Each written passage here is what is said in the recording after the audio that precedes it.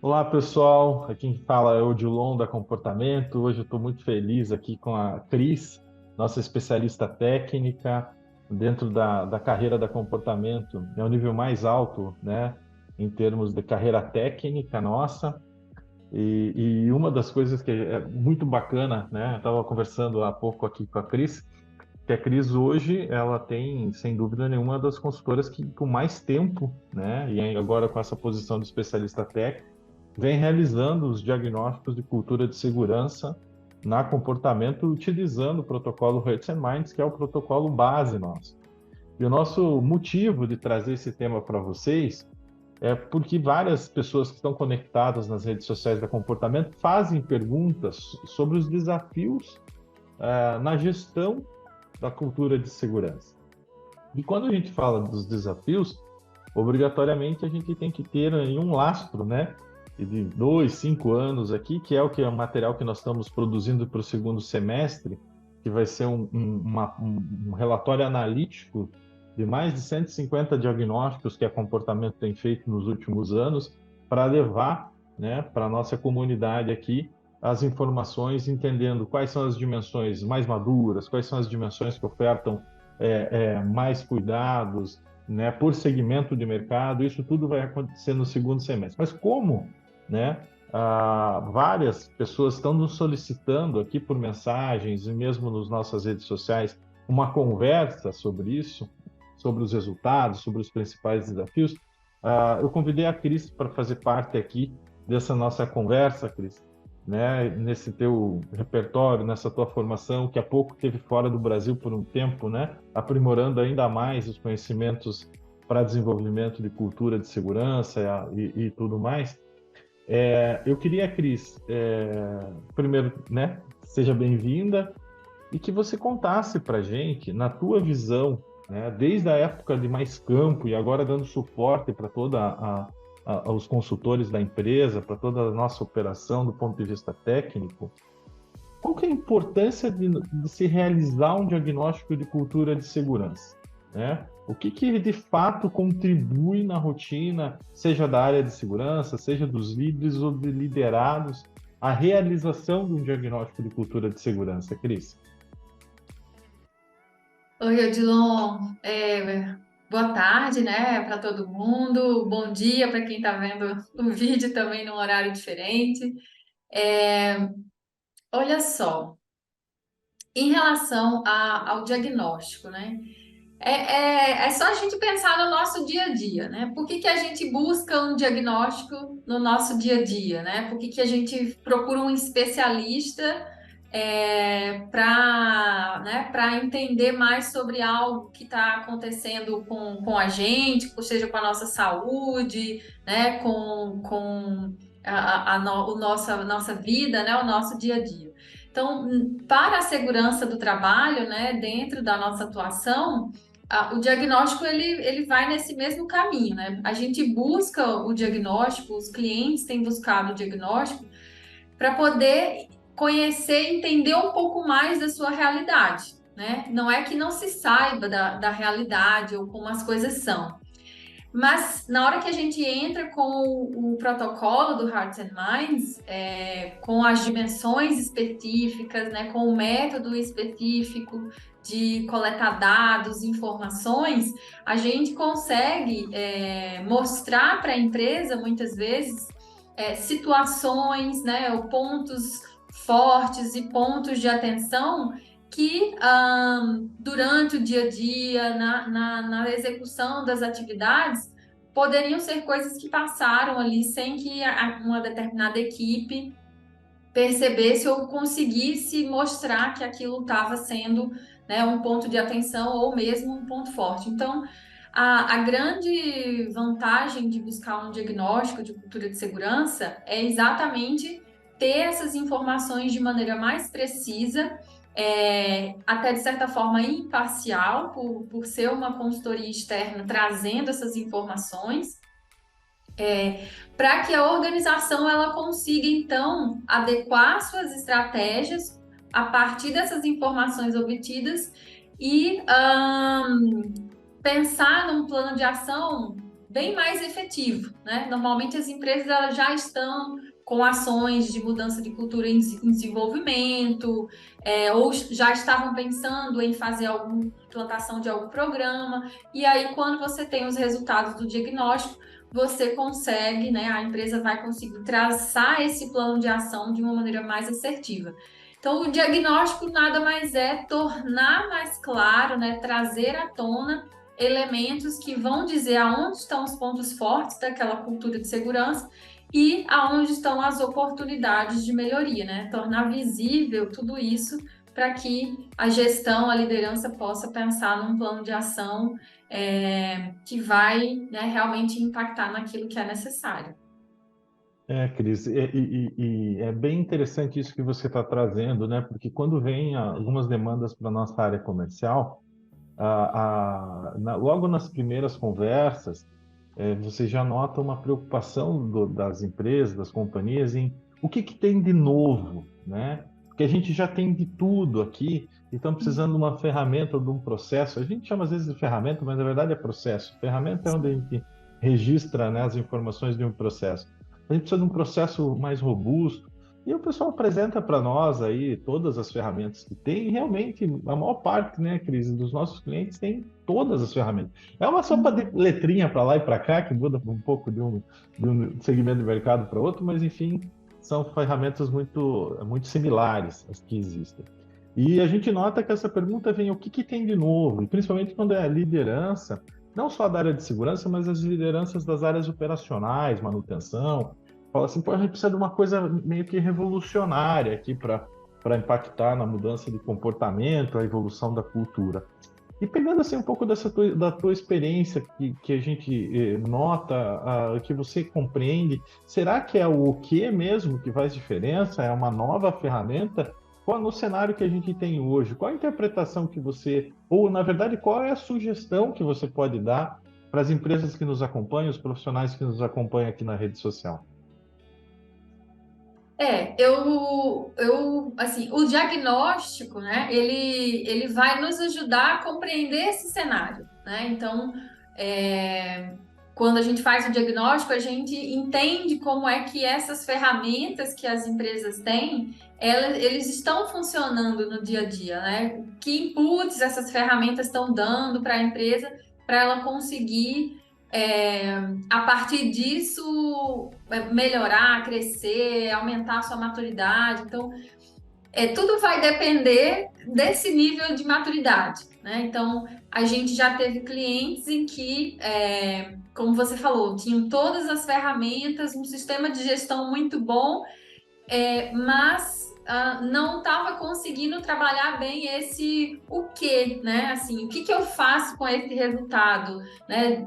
O que todas essas ferramentas estão de fato contribuindo para a minha cultura de segurança. Então, a gente precisou mexer nesse objetivo, nesse propósito, né? Para que as pessoas que já tinham o hábito, né, elas já estavam na rotina praticar essas ferramentas, mas elas não sabiam exatamente por que elas faziam isso, o que esse resultado impactava, né? Aonde que aquele dado que ela preencheu, aquela observação que ela fez, no que ele estava, no que aquilo estava agregando para a empresa. Então a gente precisou mexer, né, desenvolver junto com a empresa esse propósito das ferramentas, esse objetivo, né, aonde que isso estava contribuindo para desenvolver essa cultura de segurança.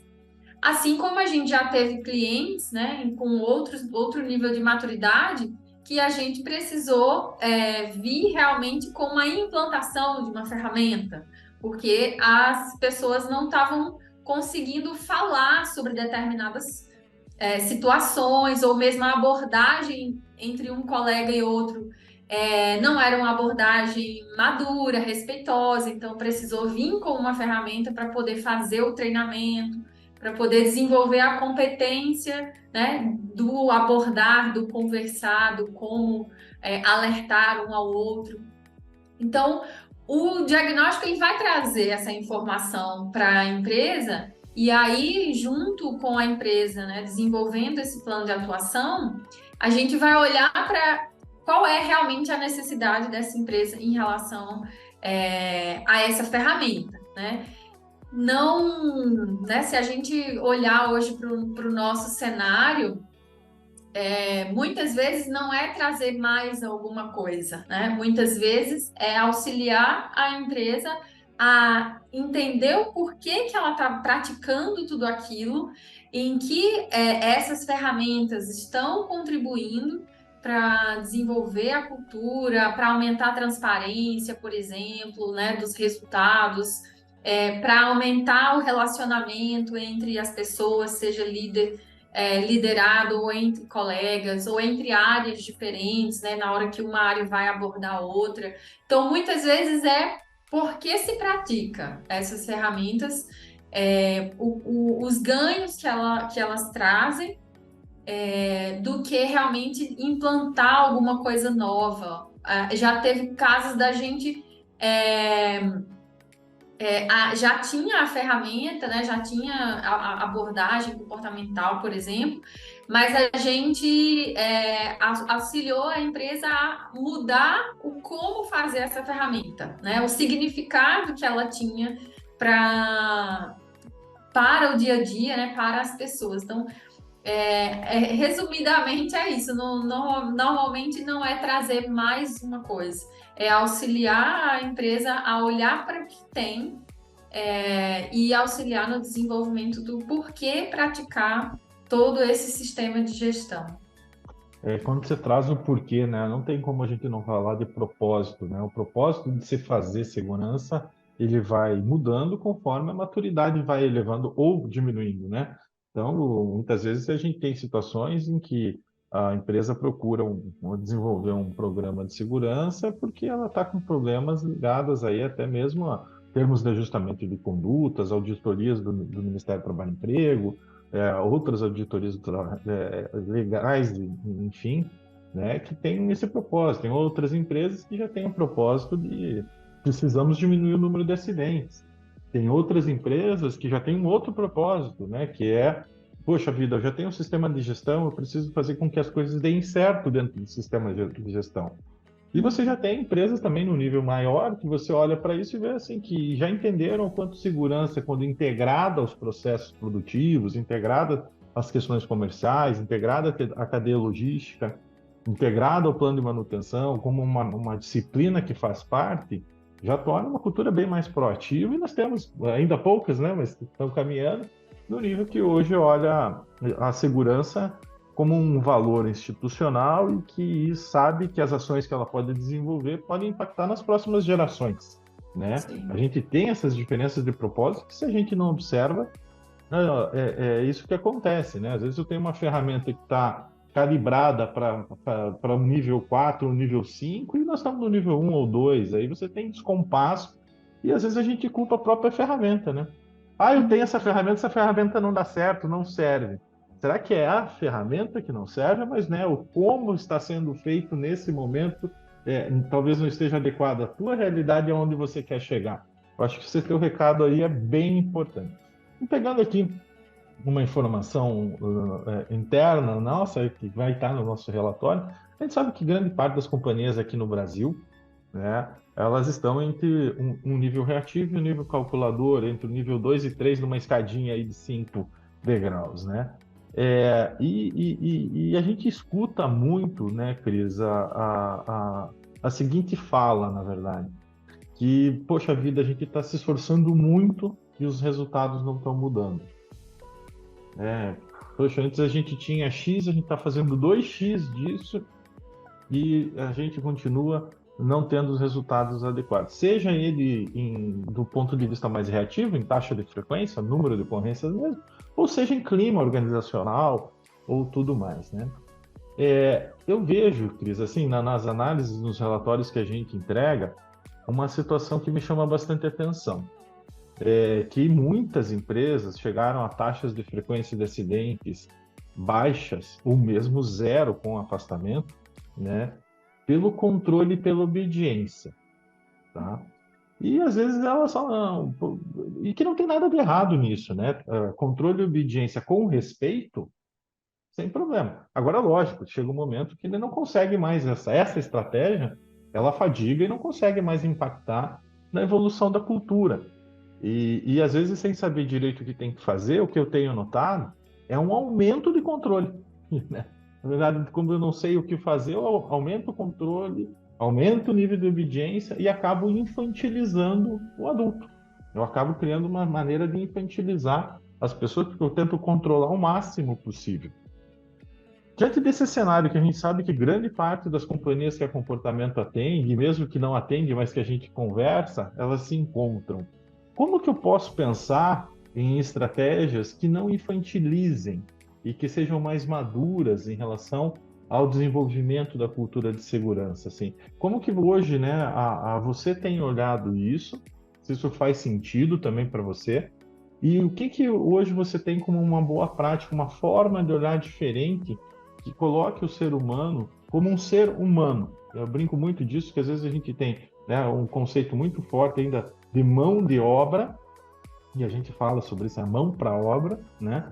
Mas como é que eu faço para olhar as pessoas e entender como ser humano, os contextos, os ativadores? Então, assim, como que eu consigo sair dessa minha prática mais tradicional, que os sistemas de gestão nos levam, inclusive, a ser do controle e obediência para um desenvolvimento de autonomia, que mistura controle e obediência, mas traz muito mais a questão da consciência. Qual que é a tua leitura disso? O que que você gostaria de trazer para nós em relação a esse ponto? É uma pergunta bem desafiadora, porque, inclusive, a cultura da organização, né, não exatamente a cultura de segurança, mas a Uhum. cultura da organização é que ela vai também dar forma, né, de como isso pode acontecer. Então, eu gosto de falar de um triângulo, né? Um tripé, quando a gente fala nesse processo de cultura de segurança. Um primeiro deles a gente já falou que é o propósito, né? Então, a gente precisa ter claro o propósito, aonde a organização quer chegar, para poder ela poder traçar o como, né? O como ela vai chegar lá. E esse propósito, ele precisa estar disseminado para todas as camadas da organização. Não pode ser um propósito só do CEO, não pode ser um propósito só do presidente. Isso tem que... E cada nível de liderança, até a parte operacional, precisa desdobrar-se em propósitos, por menor que ele seja praticar a ferramenta de abordagem comportamental da melhor forma, seja dar um feedback, o melhor feedback que você conseguir. Então, assim, precisa fazer esse desdobramento, né? Então, a gente já falou do propósito. O segundo ponto é a persistência, né? Você citou aí que as empresas ficam, às vezes, frustradas em relação aos resultados, né? Eu estou fazendo de tudo e o resultado não vem, né? Se a gente pensar que a gente está falando de cultura, a gente está falando de mudanças que são da base da organização, né? Então a gente está falando de mudar crenças, né? De mudar hábitos, né? Você vai saber como é difícil mudar um hábito quando você quer mudar um hábito seu pessoal, né? Seja mudar uma alimentação, melhorar a sua atividade física ou adquirir um hobby, enfim. Você se dá conta de como é difícil fazer isso quando você olha para si. Imagina fazer isso numa organização, né, que você vai ter, né, vários estilos de liderança, você vai ter rituais diferentes dentro da mesma organização. Então, a persistência, ela é algo que é muito importante, que as empresas que estão nesse processo, né, de desenvolvimento da cultura de segurança, elas tenham em mente. A gente não vai acertar da primeira vez. Talvez a gente não evolua no primeiro ano, né? E isso pode levar alguns anos para acontecer. Mudanças pequenas, né? As pequenas vitórias, né? Como é citado no livro do Poder do Hábito, a gente precisa celebrar, a gente vai ver e a gente vai festejar. Mas a persistência, ela precisa estar no nosso rol de competências, né? Em relação ao desenvolvimento da cultura de segurança. E o último ponto, que aí efetivamente vai responder a sua pergunta, é a confiança. Então, quando você fala no controle, né, e na obediência, normalmente você está falando que, então eu preciso ter vigias, né, eu preciso ter pessoas ali muito próximas, porque eu não confio que aquela pessoa vai se comportar da maneira como eu quero que ela se comporte. Então você acaba usando ali, né, essa questão do comando e controle como um meio para fazer as pessoas seguirem, seja as regras, né, manter ali os comportamentos em relação à, à segurança do dia a dia. Então, isso para mim é uma barreira, né, para a confiança que precisa se estabelecer entre colegas, né, de trabalho e entre líderes e entre líder e liderado. Então, não tem receita de bolo, e aí por isso que eu falo que a cultura organizacional media esse processo de confiança, porque conforme for os valores da organização, conforme é a visão da organização, pode trazer, pode potenciar essa confiança ou não, ou pode demorar mais tempo para ela se estabelecer, porque às vezes você precisa mudar, inclusive, valores organizacionais para poder criar ações que vão estabelecer essa confiança no dia a dia. Então, à medida que a organização, né, ela vai amadurecendo, criando essas estratégias, que pode realmente, como você citou, no início ser de maior obediência, maior controle, porque você tem que entender que todo mundo está aprendendo a fazer esse nível de segurança, mesmo os líderes, né? Então, se a gente olhar para os níveis de maturidade, né, do Hearts and Minds, do patológico ao generativo, está todo mundo aprendendo a fazer segurança naquele nível. Se passar do patológico para o reativo, todo mundo precisa mudar um pouco suas crenças, seu entendimento. Do reativo para o calculador e assim por diante.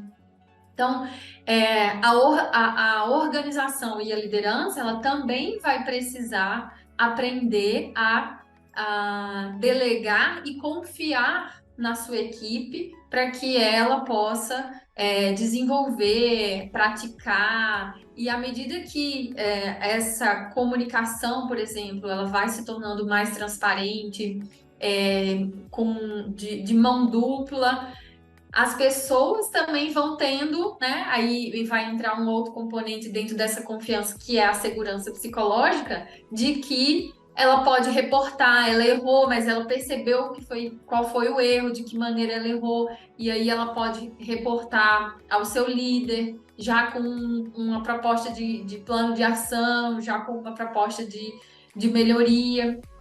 Então, a grande questão aqui, né, da gente não entender o ser humano como ser humano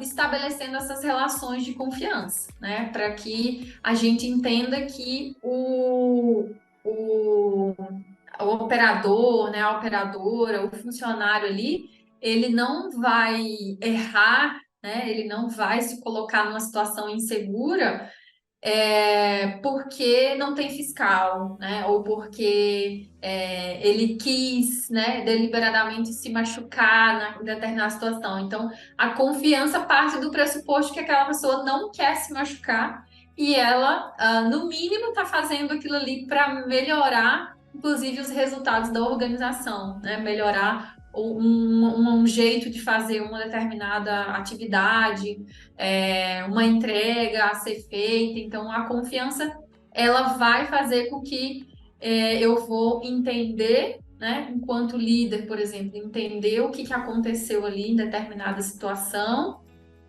e dar esse voto de confiança, vamos dizer assim, ok, e agora, como que a gente pode fazer essa mudança, né? Como você enxerga o que aconteceu?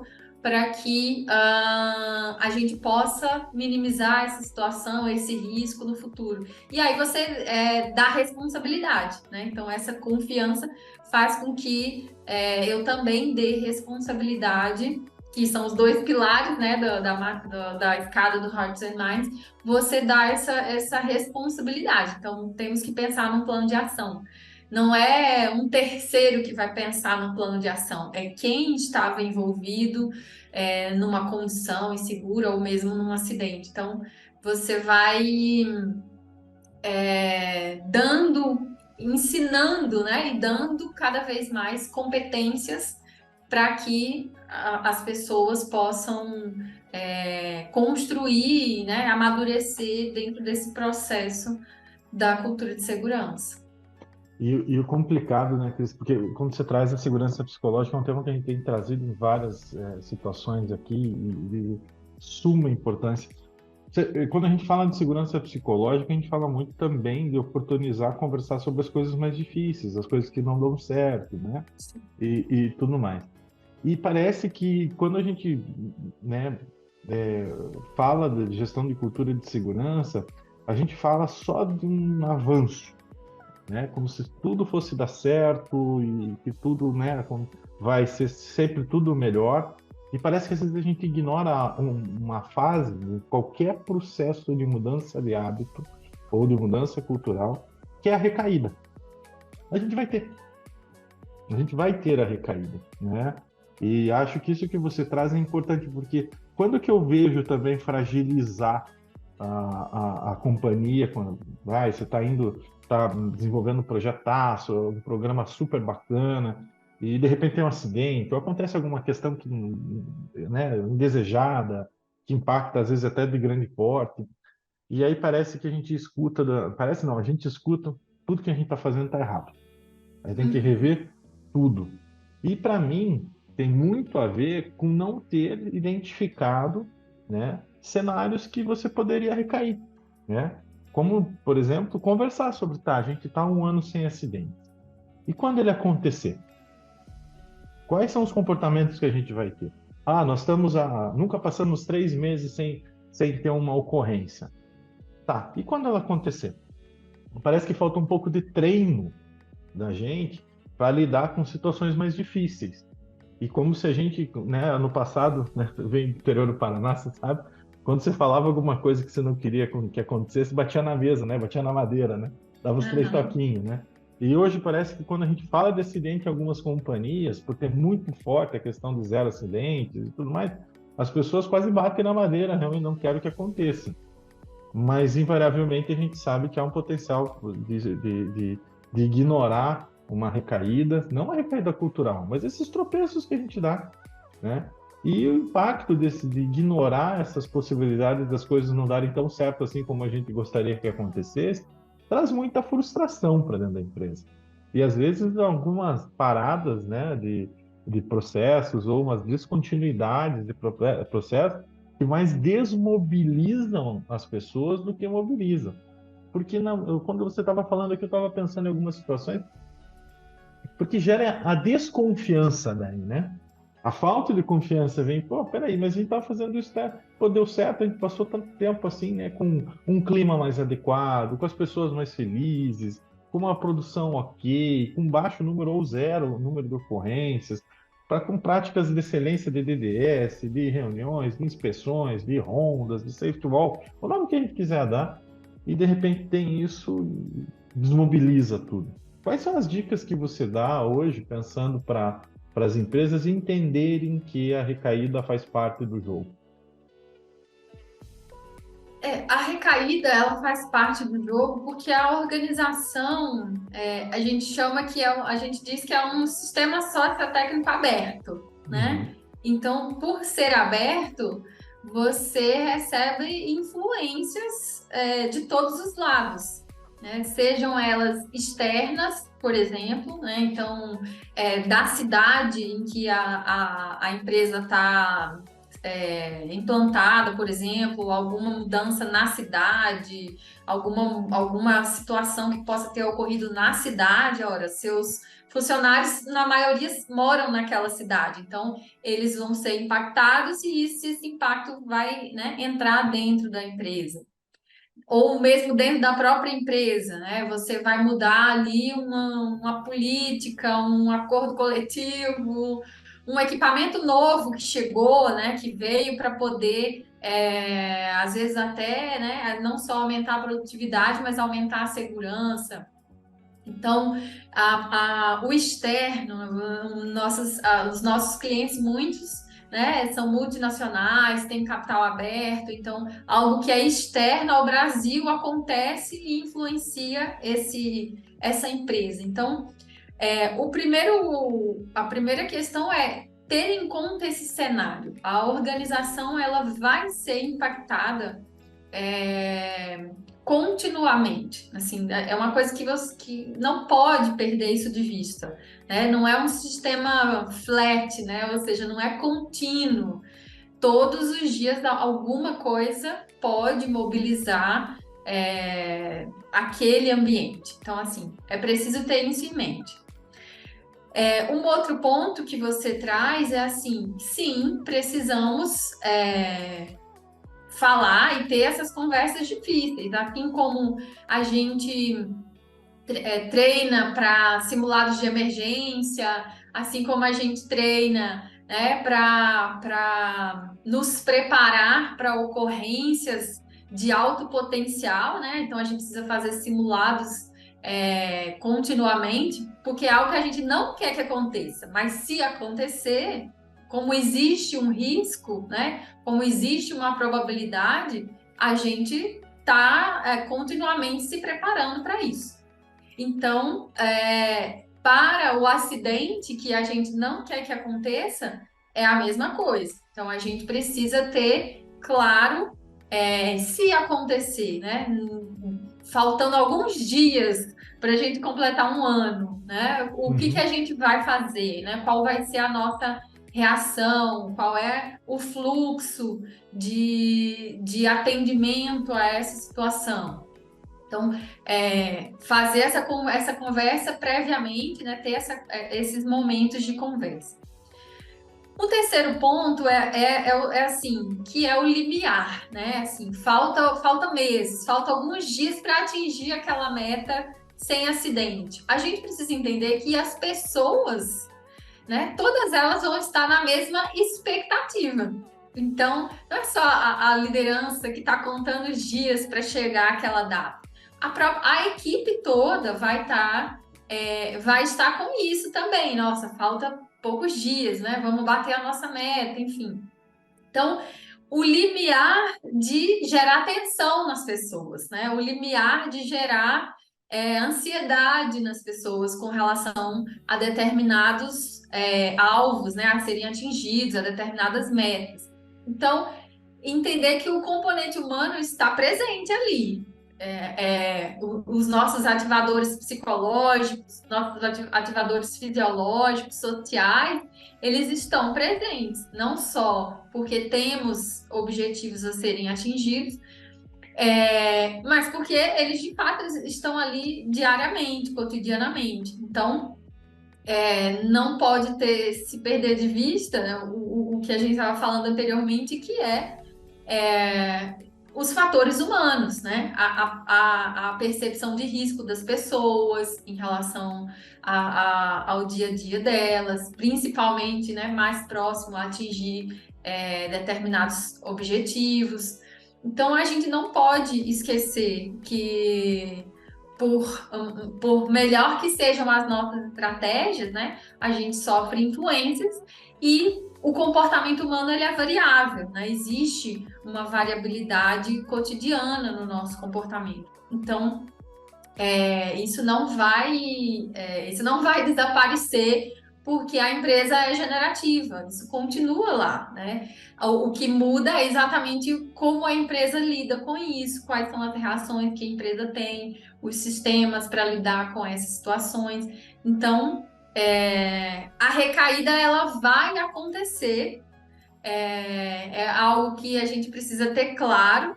Agora, esses pontos vão fazer a gente realinhar mais rápido a estratégia e continuar esse processo evolutivo. Não, de fato, mudar tudo ou achar que a gente não está fazendo nada direito, até faz parte das fases do luto, né? Que é a negação. Você, não, não está nada A certo, raiva. isso aqui não é possível, que ainda continua acontecendo e tal. Então, passar por essa fase, mas já trabalhar a aceitação, né? Não, vamos lá, estamos num processo.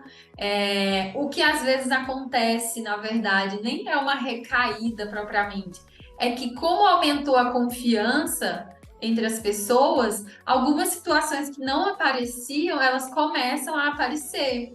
São mais reportados, as pessoas entendem que aquela informação, ela gerida de uma melhor forma, ela traz resultados melhores. Então, o que acontece em algumas situações não é nem uma recaída, é que coisas que não eram vistas ou faladas, as pessoas poderiam não sentir confiança umas das outras, elas começam a aparecer. Então, a gestão disso, né, falar sobre a gestão disso, ela é muito importante para a empresa não, a cada momento, mudar totalmente a estratégia, que aí sim, isso não vai tornar mais difícil o processo, né, de amadurecimento, porque a todo tempo tem que trabalhar uma gestão de mudança. Então, vai tornar mais difícil todo esse processo. Cris, e eu acho que talvez o grande ponto é assim, né? A gente fala tanto de gerenciar risco, né? Se a gente entende que há uma possibilidade de a gente ter coisas indesejadas acontecendo, e a gente começa a gerenciar isso e ter formas de mapear situações que são sinais que as coisas estão saindo por um caminho, já é ótimo, mas caso ocorram, né? A gente tem que entender que e respeitar, né? Acho que a fase do luto, né? A gente vive lá, né? Que a parte emocional da fase do luto, ela é super importante. Onde tem raiva, negação, tristeza, tem tudo acontecendo ao mesmo tempo. Mas a gente tem que racionalizar, né? A gente tem que sair do emocional para racionalizar, porque senão a gente não aprende. Eu acho Uhum. que o aprendizado, né, ele é fundamental para dar essa continuidade, para restabelecer um ambiente de confiança. Senão, se ficar só na parte emocional, o ambiente fica de desconfiança. Fica num conflito que a gente sabe que não vai terminar. Eu acho que esse ponto que você trouxe é muito legal, né, de correlacionar as fases do luto, né, quando acontece, para que a gente entenda e racionalize esses momentos em que, não de recaída só, mas dos momentos indesejados, a gente possa transformar em aprendizados. Eu acho que é um grande recado para todo mundo que está com a gente. Cris, queria agradecer muito a tua participação. A gente fala sempre, né, que se continuar aqui, a gente vai o dia conversando É. sobre isso, né? Pela esse nosso paixão, pelo nosso legado, que é a construção, né, do legado de cultura preventiva dentro das organizações. E queria agradecer muito a tua presença aqui nesse momento, né, com a gente. Queria agradecer também todas as pessoas que têm participado, trazendo alguns temas mais relevantes para a gente tratar aqui. Continue, sempre que a gente receber, nós trazemos alguém aqui para a gente discutir, conversar, trocar ideias. Um abraço, Cris. Obrigado. Obrigada, Odilon, obrigada a todo mundo e continuamos essa conversa, né, pelas redes sociais, pelo LinkedIn. Fiquem à vontade também para mandar mensagens aí, fazendo perguntas para a gente continuar essa conversa. Obrigada. Tá certo. Um abraço. Até a próxima.